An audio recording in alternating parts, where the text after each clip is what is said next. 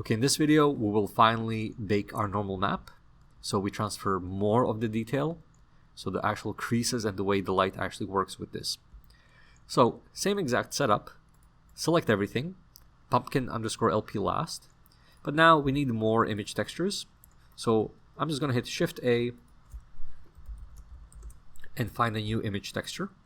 I'm going to create a new one. Here I'll just say pumpkin normal.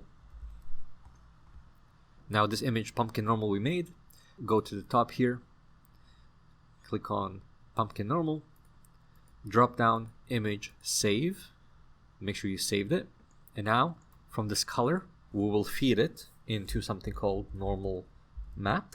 But then you want to feed the color into color, we don't care about the strength, and then from here we feed that into normal down here. Okay, but now we actually have to paint something, or we have to bake the information onto this texture, right? Because right now it's black again. So make sure from before you change this bake type into normal and then hit bake. And with the same extrusion settings, those ones should be the same as the previous settings, previous values. You will get this blue purple image.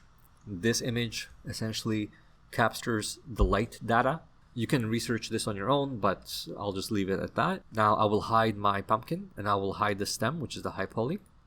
Now my low poly pumpkin looks a little bit weird, and that is because I just have to change this color space into non-color. And for some reason my image cleared here, so I'm just gonna hit bake again, and then I have to save it, image save. Then I can hide pumpkin. Okay, and there it is. So now this is my low poly pumpkin. It looks like it actually has those creases. Even the silhouette looks nice. You can kind of see that really it is the fake version because there's a hard angle right here. And if I go into edit mode, I can see that, yeah, this is actually the low poly version.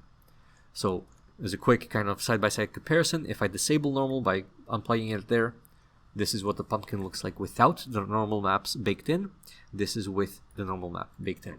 So it really fakes a lot of things, and it's kind of cool because if I now change back to Eevee and I add a light source in here and I go to the fourth view so I can see the colors, you can see that even though this is just a plane, it actually casts multiple shadows as if it's 3D.